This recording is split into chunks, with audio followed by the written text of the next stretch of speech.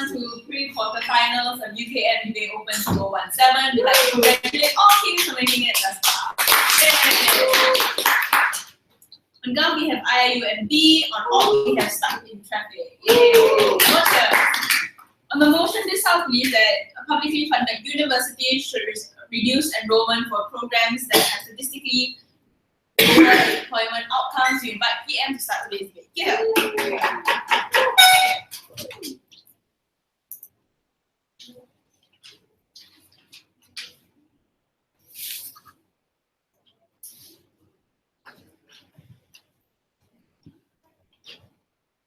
If the very structure that you create is the reason why people are in a shitload of trouble, we think that becomes a duty of state to emancipate this from emancipate the people from the problem. Outside government, this is what it's going to look like. Data analysts are going to gather around information data to analyze the current demand of certain jobs, like for example from the arts stream or the science stream, so the number of predicted and current things such as current demand and also predicted demands are also things that will be considered in today's debate. This will then translate into universities decreasing or increasing the number of slots available for individuals to enter into those courses. For example, an increase of slots in engineering or a decrease in slots of, for example, things such as liberal arts and so on and so forth. That is the thing in which will happen inside government. We talk about. Firstly, I'm going to tell you why it becomes a duty of state to do this. But secondly, why we tell you that when you allow the enrollment to still happen, currently we tell you that it harms current jobs available on the market. So firstly, right, principle. Firstly, we think that we need to establish that public universities are literally funded by tax money, right? These are money which are invested into these universities and invested into these students for them to contribute back in the field in which they study. So it's not just about them contributing back in terms of getting jobs, but specifically contributing back to the specific courses that the state has invested into you. So for example, right, I don't think it's fair for them to say like, some individuals from the liberal arts or some people who don't get a job oftentimes get other jobs. We don't think that applies, because we think that the investment has to come in the return of the exact investment that you get. Therefore, we think it becomes therefore we think that the moment in which the people that you're investing in does not return in the specific scope in which you invested in, doesn't return back to you, we think that it becomes a duty of state.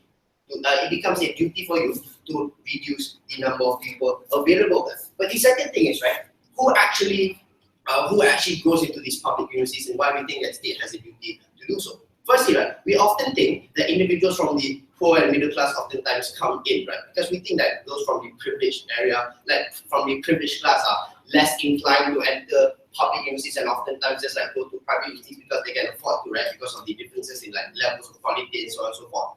We think that the reason states oftentimes do this is because they want individuals to climb up the social ladder, like for example for the poor to go out from the current social and economic status that they're in. They allow investments in for the poor to enroll in universities because they think that education is the equalizer here. But the moment in which that does not allow you to get any form of jobs, right, speaker, this is the moment in which you are further entrapping the individuals that you want to break free from into the status that they're in. Why? Because for them to enter universities, right, they have to take things such as loans, they have to like waste 4 years of valuable time which they can do like networking when they work like factories, or like they can require specific in-job skills that they can attain in those 4 years. The moment in which you trap them, right, this is the moment in which you will demonize these individuals further. But the second thing I want to note here, right, we don't think it's fair, we don't think it's true that a lot of these individuals will enter universities just because they want to learn a specific field. Because I think that will be contested in opposition. Why do we think so?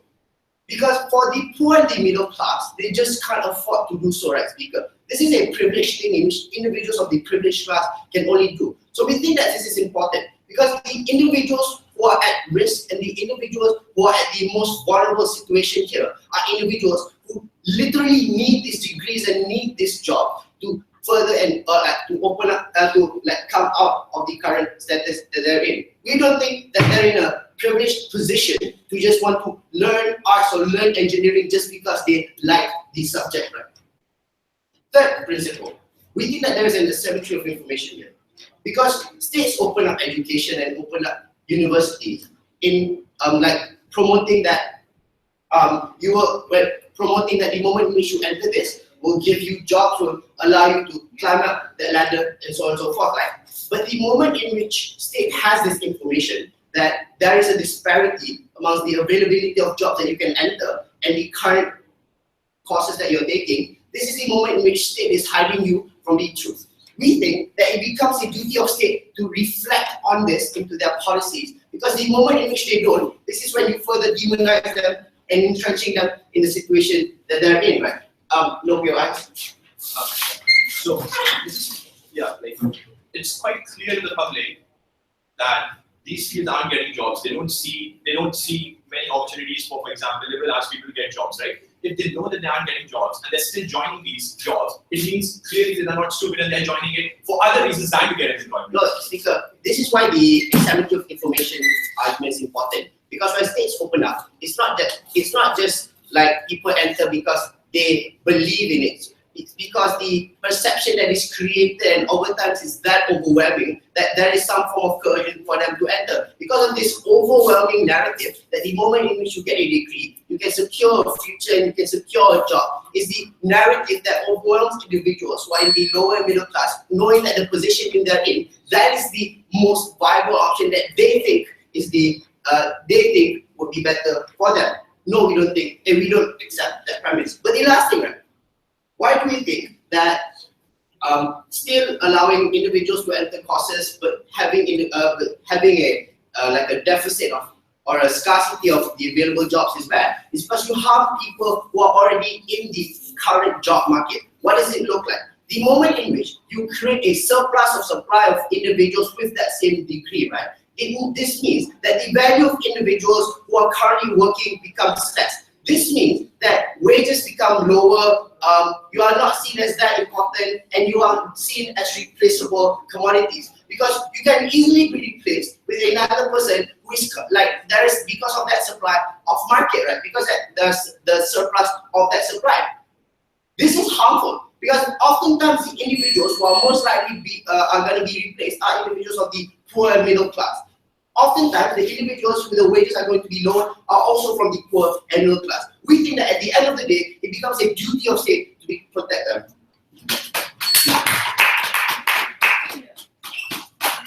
Then Prime Minister.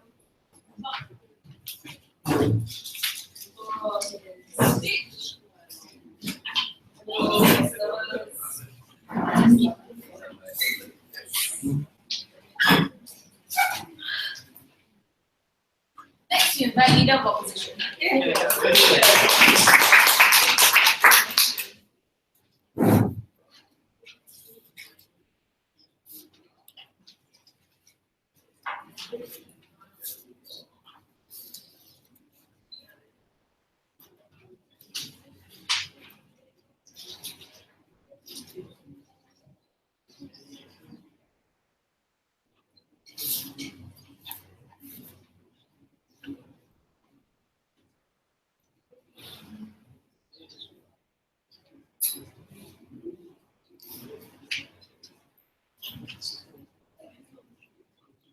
What the government side is essentially telling you is that education, tertiary education especially, is a privilege, and if you're poor enough, and if you live below the poverty line, you are not able to choose what kind of education, what kind of tertiary education that you want to study, right? So we don't think that education is a privilege, right? We think that it's a right. We think that, and we see that a lot of people are coming to the idea that everybody deserves tertiary education, right? How in the US there's a lot of fights for publicly fund tuition fees, and how there should be free tertiary education, right? And we think that society has a duty to allow their children to get this form of education, tertiary education, right? And we don't think that as a principle, we think that that is the principle behind public funding of universities, right? So Secondly, we also see that people are born with different needs, different talents, different views of how they see the world, right? Every one of us have like different conceptions on how we want to live our life, right? We want to lead our life, right? And it is important for you as a government to allow people to actually actualize their potential in life, right? And despite poor employments in these courses, like maybe liberal arts, for example, right? We think that the continuous choice made by the people to join these courses, to study these courses, means that it is these courses, these subjects, right, is incredibly important to them in their conceptions of life, right? So we think that the government should allow that to transpire in the future, right? So in my speech, what am I going to do, right? I'm going to tell you about two things, right?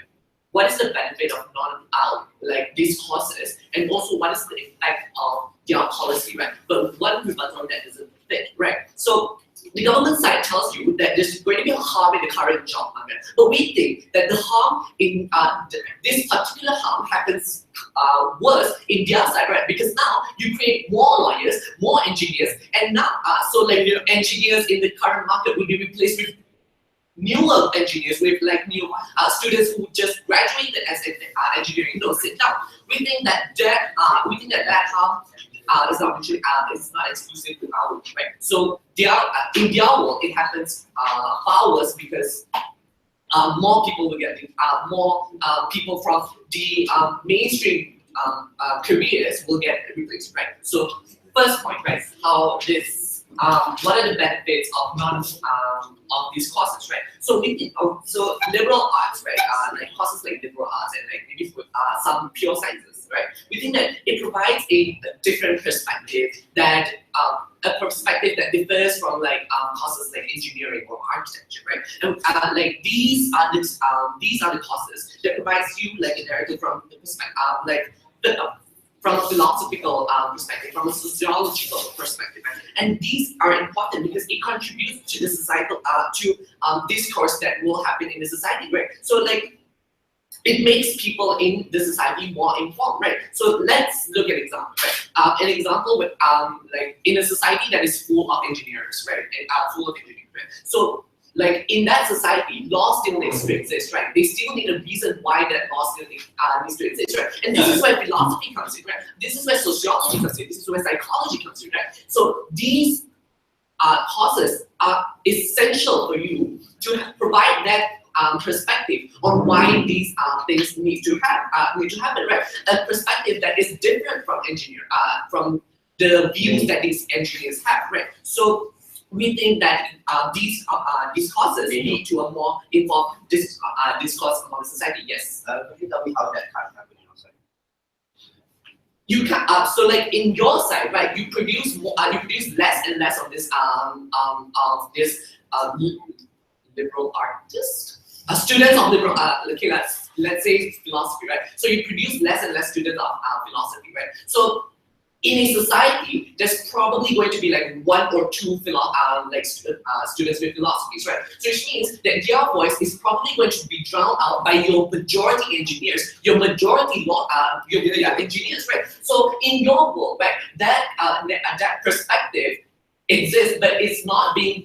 It will never be voiced out. It will never be taken into like a consideration that is seen as important, right? So next point, right? Now sit down. Many of these courses, right, also leads to social justice movement, right? So we think that like people who take sociology, take gender studies, even, right? We think that there's this vested interest in them to contribute back to the society that they live in, right? So like they want to incite a change in the society. They want to correct an injustice that is happening, right? So we see that when these students talk to their friends, talk to their families, and like tweet stuff, right? No, I will not take it any wise. So these are the individuals that sparks social movement among a community in a community, right? And we think that is essentially important because yeah, social justice is important, right? So what is the effect of their policy on these courses, right? So what the government is essentially saying is that these courses are not important, right? And we think that now you don't now your smartest students, your like SPN 9As, your A-levels score flat students won't come and join these courses, and that is essentially right because you are and that is because you are putting less significance onto these subjects, right?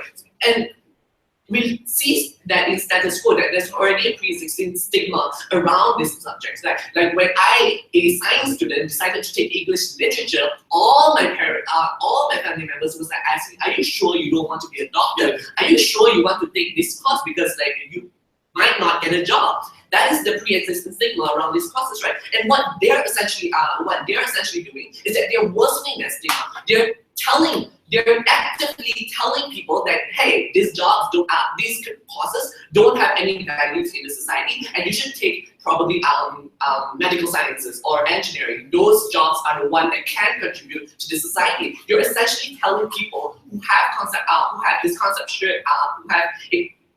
who wants to lead their life as writers, as editors, as philosophers, telling them that their conception of life has no value, right? We think that that is a violation of freedom of the choices of your people, society, opposition.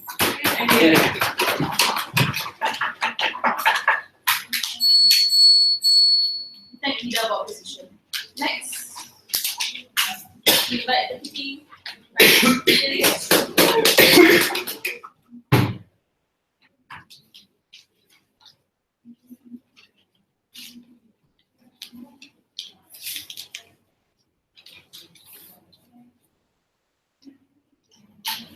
My conception of a good life might be sitting on the beach, drinking a coconut, and studying how the waves crash on the beach. But doesn't the government have a duty to make sure that I will be able to enjoy my coconut and study the waves? Like, is it the government's duty? Our taxpayers pay money to make sure that I enjoy my coconut and waves? I don't think so, right? So that's a large part of the debate that all fail to realize that we are talking about publicly funded institutions that has a duty to make sure that they're able to cater to the public demands or public needs. When you're using taxpayers' money, that has to translate into some benefit. If liberal arts is needed, philosophers are needed, that is something that should be catered to public universities to allow people to study that, and we think public universities would be doing it if those sort of opportunities are available. And if you want to seek knowledge for the sake of knowledge, we think these things still exist that still can exist out of public institutions. And if you want to be that redeemed and just study philosophy and look at stars, you can go to a private institution and get a loan and just do nothing for the rest of your life, if that is what you want to do and that is the sort of choice that you want to make. We don't think these are choices that the government should be empowering, or the sort of choices that the government should be enabling people to do for several reasons. We think the side of opposition didn't deal with the principle of why these institutions are funded by the government, and why at the end of the day, when you allow people to go into courses that don't have any practical outcome, it hampers the job market, right? Secondly, I think it's extremely important to realize the kind of people who go into these public universities. These aren't privileged people who go in public institutions who has the luxury of just studying some random course and city markets, right? So really, you're talking about public institutions. These are poor people who are from minority communities that go into public institutions. So what is the cost that these people incur in going into these public institutions? We think most often than not, even when the public institutions, the courses are really cheap. Like in RIU, the cost is like 1,500 ringgit at max for locals, but still there are some people who can't afford that amount for a semester and has to take loans. So it means their families are debt-ridden, like to enable them to go to this course and get that degree. But at the end of the day, if his literature degree doesn't get him a job, that means his family will be the one that has to pay that loan. Him not getting a job means his credit rating will be really bad because he can't pay the loan, because he can't get a job because of those degree. So these are harms that they are exclusively going towards these minority populations who are forced into this kind of degrees. Which moves nicely into my third argument, which will be on true left, right? So So this is one thing they wanted to point out in a POI. Why do people still go into these degrees if they know that they won't get a job? I think there are several reasons. Firstly, these people might go into a university because there's this conception within the society that going into university is still better than going into a blue-collar job. So that societal pressure still exists for you to get a university degree, regardless of what kind of degree that you get. Parents oftentimes force you to go into a degree because society tells parents that your child will be more successful if the child goes into a university and gets that university education. So that's seen as a privilege, or that's seen as moving up the social ladder within the society. It means that you force these people into making a choice into going into this university and enrolling in a degree that will not bring you any benefit in terms of you getting a job at the end of the day. So we think the opportunity cost in this particular aspect is them firstly not being able to go into a job without going to the university, or them opting into some other course at the university. Instead of getting a literature degree, he can go and get economics degree, where he might be able to get a job, or he can become an engineer. So the opportunity cost of him getting that literature degree is him not being able to get a job in economics or engineering, or him not being able to go into the market and get a job at the first instance because people force him into going into the university. Second instance is we think what will happen in these poorer communities would be them not going into universities, or the amount of poor people who enroll in universities will drastically reduce. Why would this happen? When you allow these people to go into these unnecessary degrees, and you see literature degree holders, all my friends, are not employed at the end of the day, the conception of university like education, like, if I'm a poor person, why should I force my child to go into a university? Why should I take this loan instead of allowing him to go and work in some random field, right? So this kind of perception means that people in these poorer communities will be disincentivized to send their kids to universities or send them into tertiary education. We think these poor or disenfranchised communities or children who graduate from high school might feel like a university education is not something that is preferable, because you see, because of this high amount of people who don't get jobs, it's not something that is very good for them at the end of the day. Lastly, we also have to look at the impact it has on public institutions and funding.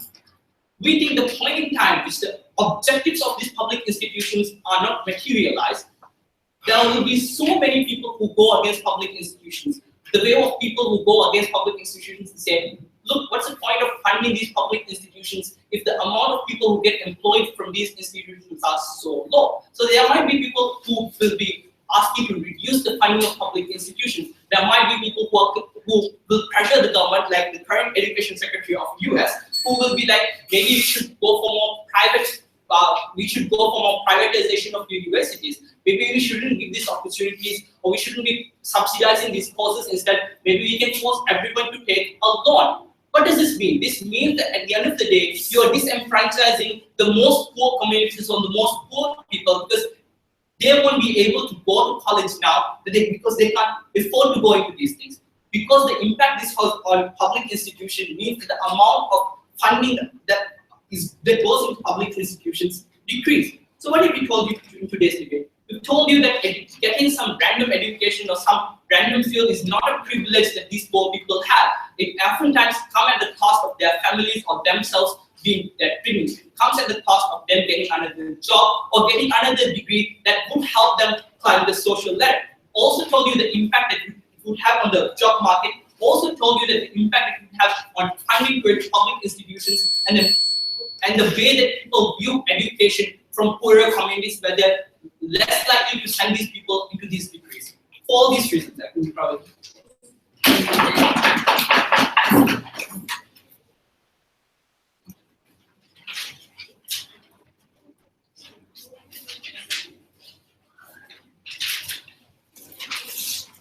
Deputy Prime Minister. Next, we invite Deputy Leader of Opposition.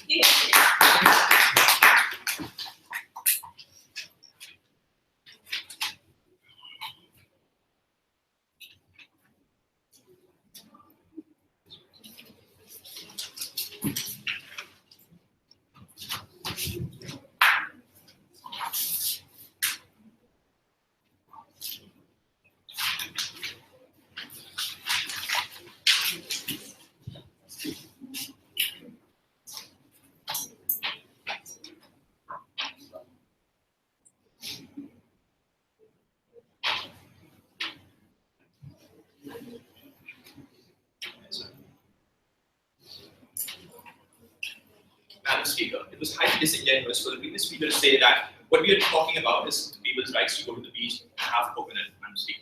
We were talking about things that are far more central to the kind of life that we live than that, Mr. Speaker. Your perception of who you are, the kind of life that you want to live, the kind of things that you want to know.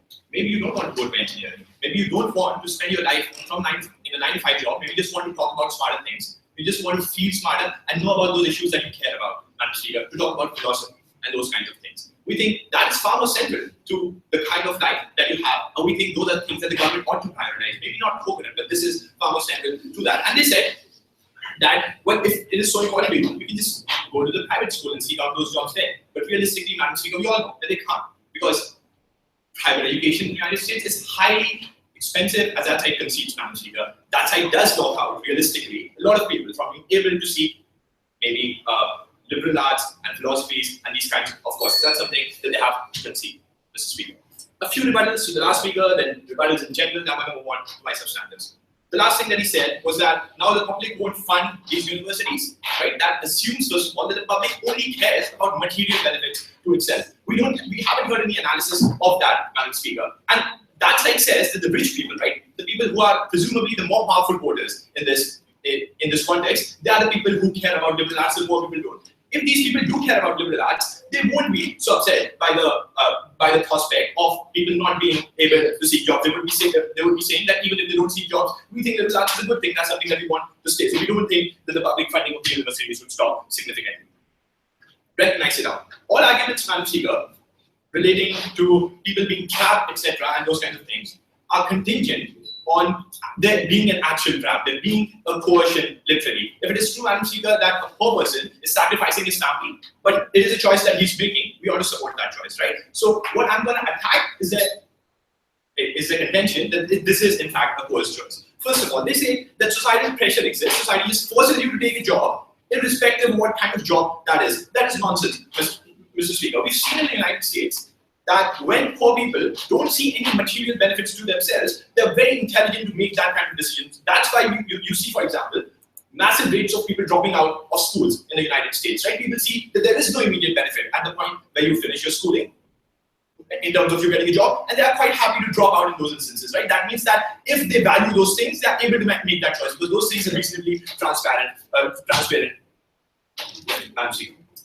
But notice also, there's a massive concession coming out from the previous speaker. He said that now, because you don't get jobs, the parents are not going to send their kids to universities, and people are not going to go to universities. Well, that concedes that people can make those decisions, right? People are not blind and see that even as soon as you go to university, you will necessarily get a job. People are able to make those decisions, right? So what we think is going to happen now is the people who do prioritize getting a job are able to see the statistics, are able to see what the government is saying, what the university and the government is saying on that data, and those people are able to make that job. So maybe they don't send their kids to the liberal arts, they do send their kids to the engineering mathematics. The end of all of this analysis is that ultimately the people who are joining the liberal arts courses and these kinds of courses that are not very employable are the people who do actively make that choice. So could you tell me why a life of debt, but you memorize Shakespeare and Agamemnon is a preferable life? It is preferable to me, Mr. Speaker, really. Like, I wouldn't prioritize being able to hang out with my friends at restaurants. I would prioritize being able to debate and spend lots of money in it, even if that means jeopardizing my career. Different people have different conceptions of the kind of life that they want to live. That side needs to understand that. Okay, let's talk about some of the. I guess I'll. What should I do first? Okay, the speaker. Let's talk about the principle. Like, it's publicly funded, so it must lead to material benefits. The speaker. First of all, I told you why education is it's not a privilege, Madam Speaker. It is a right.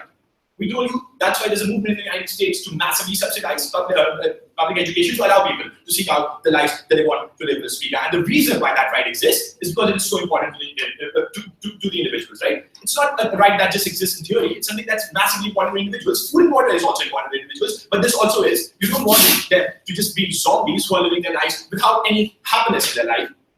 And that's why this right is extremely important. Secondly, Mr. Speaker, we think often people prioritize non-material benefits to themselves. We think this is often being used in accordance to the public's wishes. The final thing that I would say is that often the government does fund places and areas, even though they are not very clear benefits. For example, the government funds scientists who conduct blue skies research for which there is no like clear outcome. For example, the Large Hadron Collider and these kinds of experiments, right? We think the government does that because it recognizes that there's value in these kinds of things existing in society and people taking joy in the fact and human pride in the fact that these things exist, right? We think similarly that principle applies here as well. Okay, so that's it. Yeah, let's talk about actually some of the practical benefits that we provide on our side, because we think that actually this is very important, provides practical and pragmatic benefits on our side. Recognize the democracy, Mr. Speaker, needs informed discourse. People make decisions on extremely complicated things. They make decisions on subjects such as feminism and women's oppression, on racism and what really it's all about, right? On things like the balance of rights between states, between different actors within the states, on what democracy is and how absolute that democracy is, on morality, Mr. Speaker. These are difficult questions, and we don't think the people are trained, they have any avenue to be trained in these kinds of decisions apart from the universities that teach those things, right? We think the fact that you've seen rise of like idiot politics in the recent in the recent past is because this perspective is absent. What do we provide on our side? First of all, just more informed people, right? Because like more people go to these universities, they are better voters. But more importantly than that, every person that goes to the university and like learns about those things is a person that can transfer that perspective to the people around him. He can transfer that perspective to his families. He can tell them at the point when they start saying bigoted things, but that's not actually true. That's quite naive. This is what I've learned from my university, and here's how I refute those arguments. We think that's very important. Second, Mr. Speaker, it's very important for social justice. For example, people learn about feminism and women's oppression. What are the strategies to fight those things in these courses? They are not really employable, but these are the people who start protests and these kinds of things. Mr. Speaker, let's talk about finally one more point of rebuttal on that case about people being coerced in this thing. We think the data is out in public. The universities publish their statistics on how many people were employed in what field. People can see that. More importantly, people through their personal interactions can also decide that, well, my brother, he took a course in like this particular field, he wasn't able to get a job. I think people aren't coerced at that point to take a job because they know that like even if the university is lying, it's lying, and I want to take a job in the end in the engineering field because my other cousin who took a job in the engineering field was able to get a job. That's like last point of the Bible. Yeah, very happy to do sense. Thank you, Deputy Position. Next, we invite Governor Charity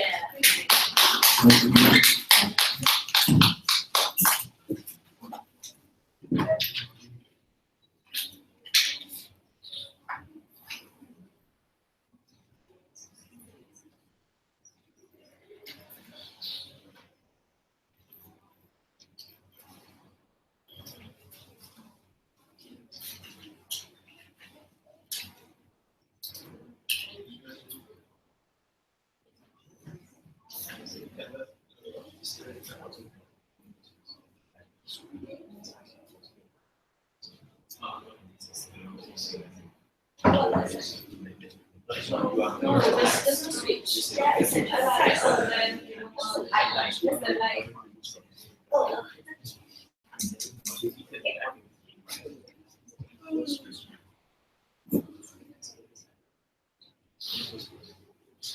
If ignorance is the root of evil, opposition is guilty for making them.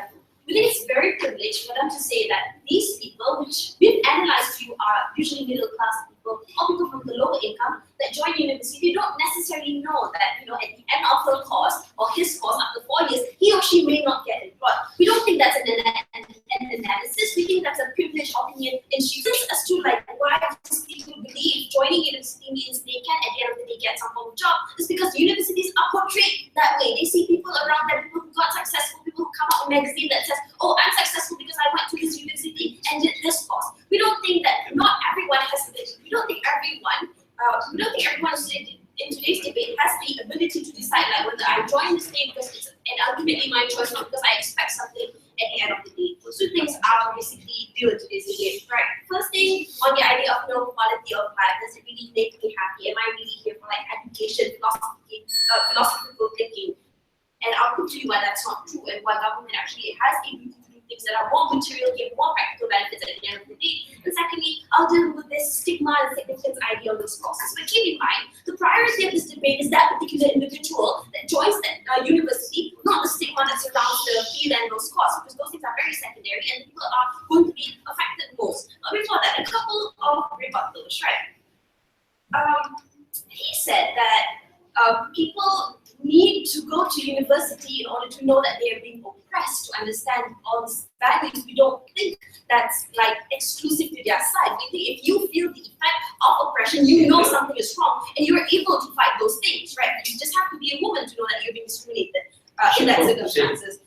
We don't think that's exclusive on their side. And we think the reason women create public universities because government will these people to fund them because they are not as advantaged as the rest, and that's why you need to help them. You don't think government just created just oh, here's education, no benefit at the end of the day. And also, please take note that we've already, like the previous two speakers have already told us, like this universities is funded by like taxpayers' money, right? You can't just dance around the motion and say, oh, they have the duties, so therefore the alternatives is you should just continue funding them. We think what that's going to like translate into is a harm in which that tax money is being considering that the tax money is limited, people are going to get angry if that particular university cannot produce graduates that they can viscerally see. But even if that's able to take them at their best, the government has the ability to do this and people don't get angry. Keep in mind, you waste 4 years in a university, but when you grow up, you still need to depend on your parents. And that particular 4 years is something that you still need to tell me why that's not a bad thing and why that's worth the trade-off.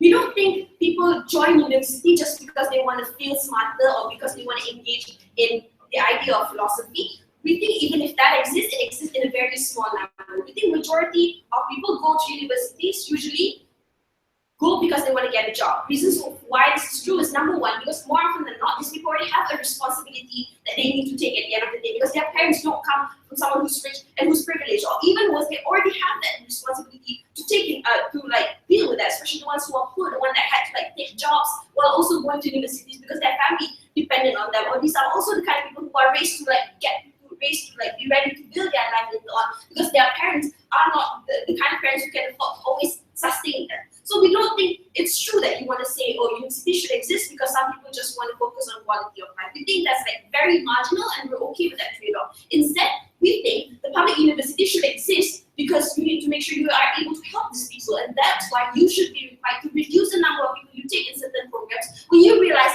that program cannot give you any form of good future in the end. Because the kind of benefit that we can give in this debate is not just some happiness that's very abstract. We can give you something that's more tangible. For example, getting a job means you have the ability to discharge the burden that's placed on you while you're still studying, or the ability to pay off your loan, the ability to have a sustainable living, without having to borrow money, and the ability to like take care of your family and your friends. And we think if you have to pick one benefit, we would rather have a benefit that's more tangible, that is more accessible to people, and a lot of people can enjoy it instead of some few who can deal with this abstract stuff, right? Second, on like the idea of stigma and significance. We think like they said to us, some of these courses are seen unfavorable. Therefore, you need like enough people, or they say you can't tell people that it's bad because it's going to entrench a stigma. We don't think that's necessarily true, right? We think it can happen in both worlds. But even if it happens to a certain degree, we think it's going to become worse under side opposition because like when they join this particular course, keep in mind that job is not guaranteed, especially when the statistics say so. So when people get unemployed and you in a larger number, that's when it's very visceral. When you see like someone who takes literature and that working as baristas or bartenders, that's when you entrench that particular stigma that says, oh, this is not the kind of course you should jump into because there's no future for it. And not only the significance is already low, you're making it worse by showing to them this is the after effect of you if you join into that in that particular course. So we think like that's a bad thing. But even if let's say you want to make fighting stigma your priority, we question side opposition. Why must these poor or middle class students be the battering ram for you to fight that stigma? Why can't the richer kids who go to private universities to study be the one who breaks that stigma when he gets to show, oh, I go to art school and I can still like succeed? We think that particular argument itself is too shaky, and we don't see where it goes in today's debate. Let me show to you back, like what are the things that we've said and the things that they ignore. We've shown to you like the after effect of this is, although you may not be happy to take some courses, but at the end of the day, you get that job. And we think for these type of people, getting that job is the main priority because only then you're able to like sustain your life. Only then you get to sustain your life. We think when you're able to, even if you want to talk about these smaller fields that are not popular, even if let's say they only have 50 graduates, if this 50 graduates get to like succeed because they don't have to like compete in a very concentrated field, that's when you create a better image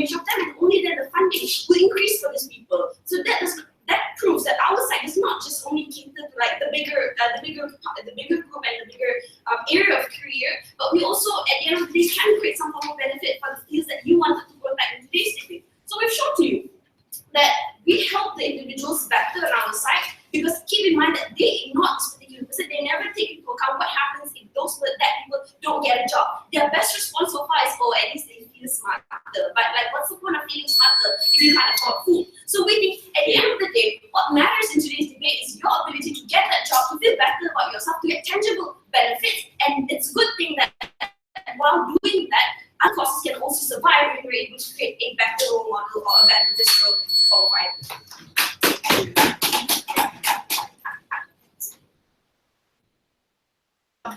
Next, we invite opposition whip.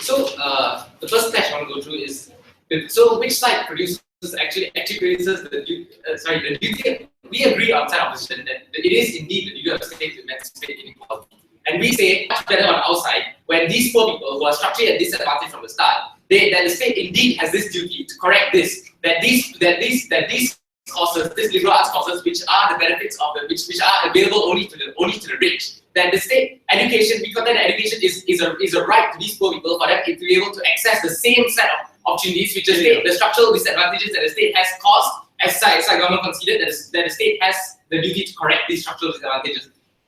Well, when they are already in this type of education as the rich people. So now onto the point of coercion. We believe that coercion happens worse on their side when they say that poor people who cannot afford school fees, they go into these degrees to become debt-ridden. And we say that the purpose of public education is itself to provide a cheap and immediate free education for these people, so that they won't come out debt-ridden. I believe there's a very false characterization of poor people. From that, I believe that these poor people, they seem to think poor people are stupid people who don't read the news, don't read the newspaper, and see their graduates are not getting jobs. Even if they do graduate, some graduates from engineering fields are so saturated that even these fields that they want to protect so much, these graduates are reported as a vast majority of publicly available data in newspapers, in commentaries, even in some universities' publishings that say that recent unemployment studies show that a lot of people are not getting jobs. And we believe that these poor people, that a poor person who is in such dire need that he can't even afford the $1,500 fee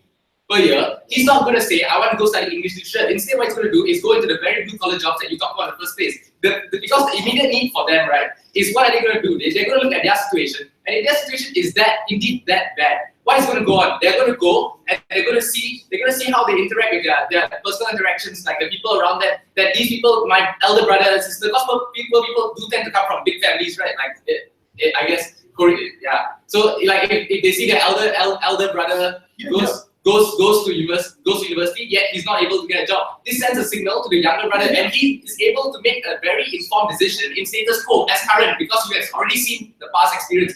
And this doesn't happen yet. This doesn't happen. Why? Because they are not coerced. When they choose to go into these fields, they go out of things that they are really passionate about, interested about, and they might be talented in it, things that actually allow them to actualize themselves and release their full potential. And it's not just to fulfill their whims of wanting to sit on a beach drinking coconuts to be happy, to be smarter. It is also about making these difficult decisions that Sharik told you so much about, which was not dealt with on their side. They didn't deal with us. How are we going to make these decisions that benefit society as a whole? All they were telling us was that we'll have people going into corporate jobs, going into engineering jobs, and not telling us how we're actually going to make these big decisions that require a huge balance of things, that require people to actually look at things like what is good for the society as a whole, what is good. And they tell you, right, that they say that they had some sort of model where you could correct this. You need philosophers, there will be philosophers provided. So we say, right, why there will never be philosophers provided, right, and there will always be more engineers, right, is because the signals that the economy sends, right, is to companies. Employment is solely funded by companies. Companies want people to help to work for them, people to provide things. There's no signal from what society needs. What society needs in terms of social justice movements, which we talked about, like things like social justice movements, fighting for feminism. These are not reflected on these employment statistics, which create a very skewed image towards these STEM fields that actually people actually feel. And we also talk about stigma. So when we tell you about stigma, right? Yeah, sure. When the public sees that the graduates of public universities are not getting jobs, this is the point in time general public will be like, why should we spend so much money on welfare or public institutions if they're not able to provide anything for us? Well, as you considered, you said that the rich people still want to go into liberal arts and everything, right? So definitely, right, we don't believe that is that is true, because the rich people, they can see the value in this, they can appreciate the value in this. And these people these people who actually see the value in this, right, they know that so if they know that there's value in this, we don't see why these people would say we are paying the taxes. We are paying taxes so that because to these useless fields, when they themselves see the value and they can send their kids to these courses. So what we say is we want to correct the inequality for the poor people to actually also be able to go to these courses, because this value and the reverse stigma that you said when you say that these courses are not valuable, you also said this stigma. It also goes to these rich people that you talk about, and they also see that this is not valuable. Then in the end, these courses, really all the best people do not want to go to these courses because of your policy.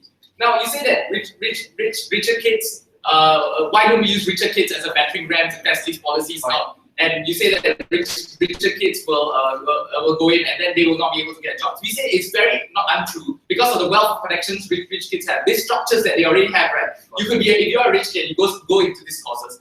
When you come out, you're probably already like you will still find ways to find a job through your connections, through the existing structural advantages that you have. And we feel that it is not a right signal to just say that rich people need a battering ram which cannot win. So yes. For you to actualize your philosophy, you need an avenue to do so. How can you actualize that if you don't even have a job to use it?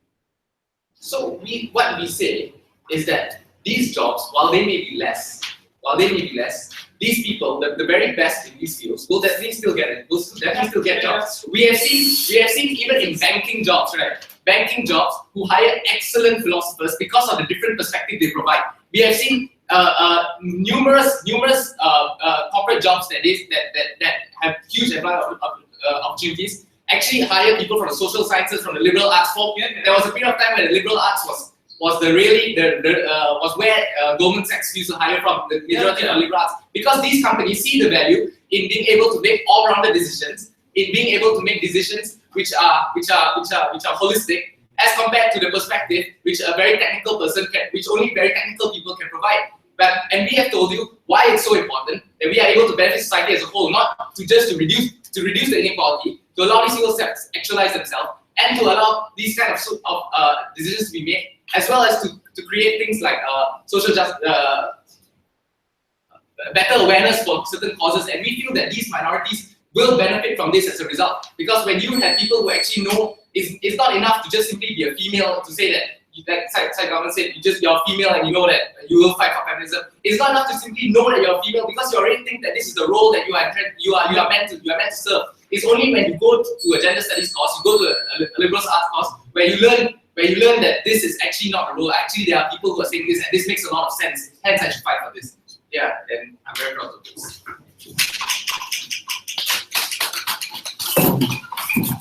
Then opposition wing. Next we that was fantastic.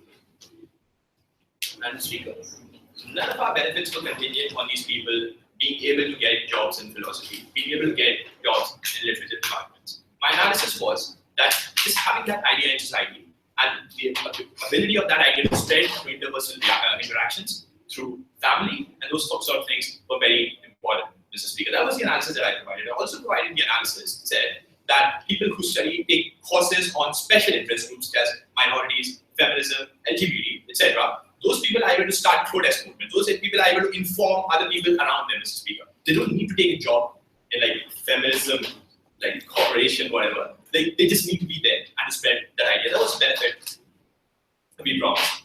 That was the analysis that I gave there. I also told you, Mr. Speaker, that these things are incredibly complicated, right? You don't know the source of the oppression. You don't know the source of rights. You don't know what rights are due to whom.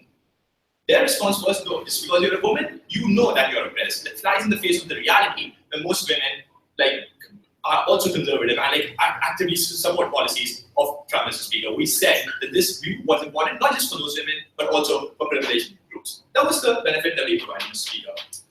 Let's look at this debate comparatively. We thought that the benefits that we provided, Mr. Speaker, could only ever be achieved by the policies that we had, by having these universities out there, by having these universities provide these courses. There was no analysis on that side for why that was the only way to correct problems of unemployment, or how significant that was going to be, right? They only said that massively this will increase unemployment, but there was no analysis on why that's not the case. Maybe the government can put more money in education fields, more money in solving the problems of unemployment. We think if you view this debate comparatively through that lens, you recognize that the problems that we talk about are only solvable by that model. Next thing they said was that public funding would reduce of universities in general. I said, well, no analysis on why people only prioritize material benefits. I said, presumably people from IIU and NTU also are in society, and these people maybe think that liberal arts education is also important. These people maybe feel that philosophy education is also important, so they will still continue to fund universities. But more importantly, why is it going to be the case that just because one field is not producing jobs, the fact that engineering fields are producing jobs, the fact that other fields are producing jobs, despite that fact, just because one field isn't producing jobs, the people are going to say, I'm not going to fund universities in total. That wasn't analyzed. Let's talk about things that let's talk about their case now. They said, what is the point of feeling smarter if you can't even provide food to your family, if you can't even provide food to yourself? We don't know what the point of the speaker is, but we do know that people do prioritize that. People often feel that this is what I prioritize in my life. I want to take this course, even if that means lesser opportunity for me. I want, as I said, when in this debate tournament, even though that works against my career as a computer science student, speaker. And the fact that people prioritize that doesn't need any justification. It just means that this is important to people. The government isn't able to decide what is more important to people. The government should respect that choice. So the case only works if they were able to prove that there was an actual coercion here. I don't think they were able to prove that, besides just harping that there's an asymmetry of information just because. We gave several levels of rebuttal to why there was no coercion. We said, first of all, the data is out. The universities publish statistics on employment. People can see that. There's no reason why people can't see that. No rebuttal to that. Secondly, we said there is no incentive in the first place for the government, for the universities to advertise falsely, right? If the job isn't producing employment outcomes, why would you advertise that falsely in the first place? No analysis on that. They said poor people, we also said that poor people are able to decide because of their personal interactions with other people, right? Maybe the dad took this job and he's unemployed. That is a strong signal to them to not go to that field, the speaker. We don't think that they can just say asymmetry of information and get away with this. But the most damning concession came from the last two speeches, where they said, by the point that you feel that you took this course and you are in a barista job, that means you shouldn't have taken this course. But if that is true, then you do know that that is a concession, that this course isn't producing the employment outcomes that you want, Madam Speaker. And that concession completely destroys the case on coercion. Very proud, Madam Speaker.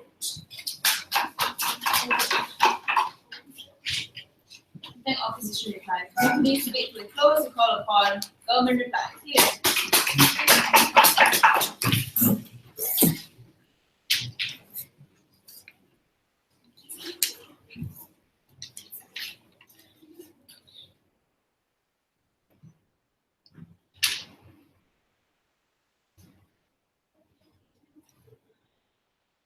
Three things are looking in today's debate that I think should be taken into consideration when deciding who takes this debate.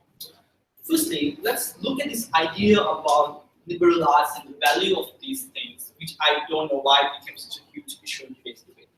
We are not contesting that liberal arts is not something that is important or there is no value in its philosophy. We're just saying that the government does not have a duty to make sure that you go and get a philosophy degree. All the benefits that they talk about of having gender studies or having education about minority rights can still exist when people go to liberal arts school, private liberal arts schools or whatnot, right? There's reducing the number of people who can enroll in gender studies degree doesn't mean there are no poor people enrolling in gender studies degree as well. We're just allocating enough people that can get jobs. Like if, as Vic speaker told, Goldman Sachs is hiring philosophy or liberal arts graduates because they see the value in it, surely then the public institutions will also increase the amount of people who will be given enrollment in these degrees. So we don't really see a correlation, or we don't see really a harm that we are causing towards liberal arts education. We think it was really stupid of them to really talk about the stigma that it is associated, right? So if there is a stigma against liberal arts education, I don't see a reason why we should be using poor people as a battle name to change the stigma. We can have rich people who go into these jobs and become successful for you to reduce the stigma associated with these things. We think stigma increases on the side when they actually have these so many philosophy degree holders going into job market, cannot get a job and working as baristas and whatnot. People like, what are these useless people doing, right? Yeah. Moving to the second part, which I think is extremely important in today's debate, is whether does the government have a duty to provide these services to the people? They just simply said because it makes people happy, then the government, or because people need these things or want these things, then the government should have a duty to provide these things. Yeah. We don't think that's necessarily true because tax money is limited. We think the government should be doing what's beneficial for the society at the end of the day. Even if you have 100 philosophy degree holders, and if philosophy is something that is great, if these philosophy degree holders can't the society because they don't have a job, because they need to find some way of earning money, that means you don't have the impact you want to have even in terms of social movements, because if you don't have money and if you need to pay your loans, like you won't be able to give this sort of value. So we don't think in that aspect government has a duty in that matter. We think the government's duty is to make sure that people are emancipated, or the inequality that exists in society is reduced. This is something that they consider. Inequality will be reduced the point in time which the government is funding public institutions that gives some benefits to the minority populations. So what is the impact that it has, right? So this is the part where they fail to engage with us. We told you the impact that it have when you have so many public university graduates that don't get any jobs is the point in which time people will be like, why should we fund or why should we provide welfare when the result is these people don't get jobs? This is the point in time where I provided analysis telling that when public institutions don't provide graduates, this is the point in time when people will pressure into saying that we should cut public institution funding because it's not giving any tangible results. Sure, rich people might see the value of liberal arts education, but these liberal people can also see that private education institutions also provide these values. So why should we spend our hard-earned tax money on making sure that poor people go into these degrees and end up not getting any value at the end of the day?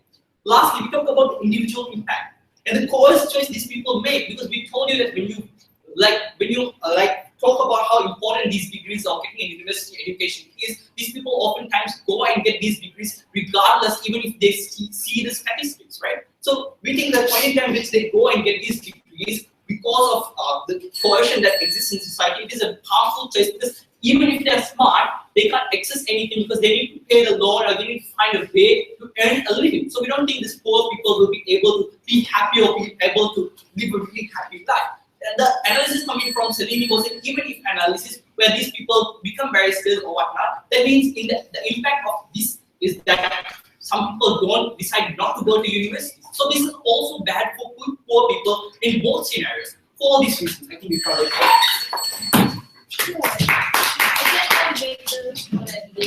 Let's first of all shake hands.